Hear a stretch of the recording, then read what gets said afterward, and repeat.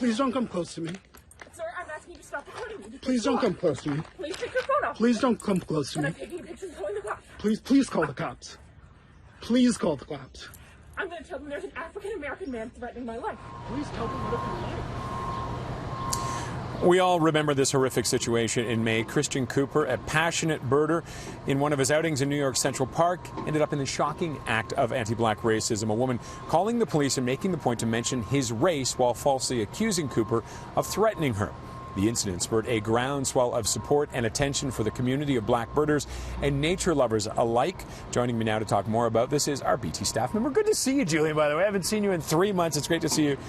Is Julian Victor, who's also a wildlife filmmaker. We've seen some of your wonderful stuff. And joining us live from London is Rhiannon Curtin, a mammologist, grad student, and birder herself. Rhiannon, thank you very much for joining us this morning. Hi, good morning. Rhiannon, we're going to start with you. You're a birder. What's it like being out in the field for you?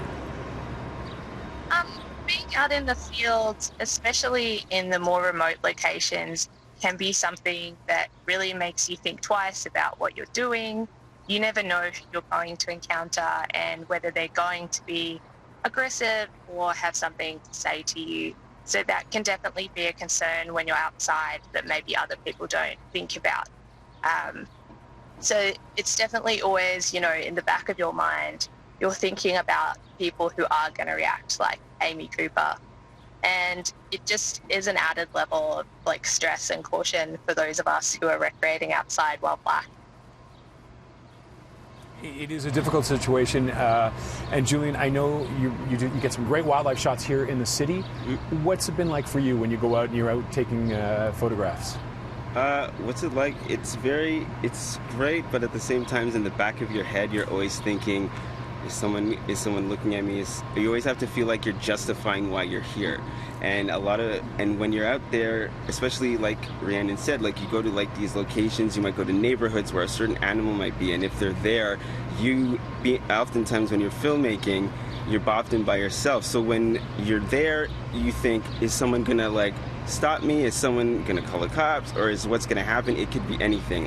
I filmed turkey vultures just at the suspension bridge by Sherman and Bloor, and cops came and approached me and that asking me what I was doing. And in that moment I thought, oh, did I do something wrong? And then I tried to justify it. The turkey vulture came and flew right past me, so I was like, okay, there you go. And then I did another assignment for National Geographic about raccoons, and I had to go to in one of the residential neighborhoods at the Danforth at 3 in the morning, and looking back and seeing what happened to Ahmaud Arbery and George Floyd and stuff, you start to think that could have been thankfully nothing happened, but it could have been a situation.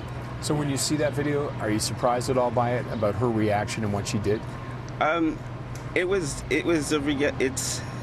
bit reality was seeing that was it was hard to watch, because it just reinforced the anxiety of what black birders experience when they're going out in the outdoors. We're just going out there like everyone else and marveling in nature, and then all Christian Cooper was doing was just being a good Samaritan and was protecting the area, and it was a environmentally sensitive area, and for her to have her dog off leash, that could have been a problem for ground nesting dwelling birds and plants, and all he did was just be the good Samaritan. And what she did is weaponized her privilege and threatened him by being black, which could have ended really badly in the police. And that was almost in many ways a prelude to what we saw with George Floyd.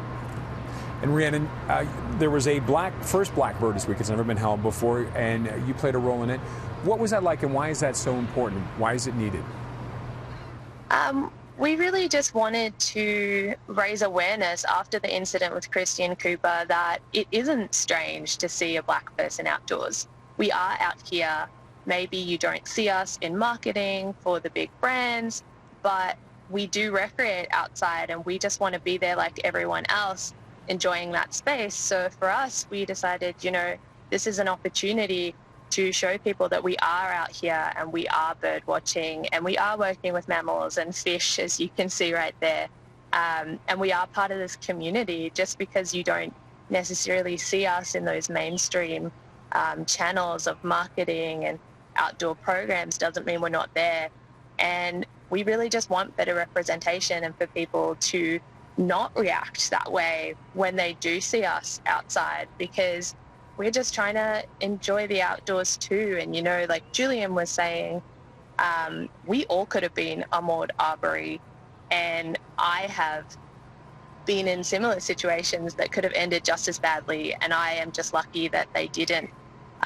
But, you know, that sort of thing needs to end, and it's just so upsetting to see these headlines day after day. So that's why we started it, really.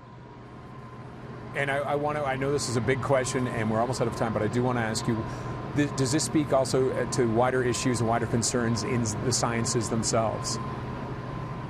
Yes, I would say that Black students are very underrepresented in STEM, but especially in natural sciences and natural resource management. And I think that definitely plays a role in this idea that Black people don't belong in the outdoors, when really we do, and we're out there already. Rhiannon, thank you very much for joining us. And Julian, before we go, PBS feature, when's it on? I'm sorry? Your PBS feature. Oh, yeah. It's featured in PBS for a series highlighting Black Birders Week, and just also showing my journey and how I've got to where I am doing wildlife filmmaking, and it's been great. And actually, Rhiannon herself has an article of her own coming out soon, so it's part of a series that PBS is doing that it's coming out highlighting the Black birders, naturalists, scientists, to show that we are there and we need more better representation for us to be seen, to inspire younger Black kids that, hey, you can go out there and enjoy nature and be part of the environment, because at the end of the day, everybody needs to be down for the cause to protect the environment. You can't alienate a group of people. So everybody has to be there to fight the cause. All right, Julian, thank you very much. Keep taking the great photos and the great videos as well. We appreciate it. And Rhiannon, thank you as well. More on Breakfast Television coming up after the break.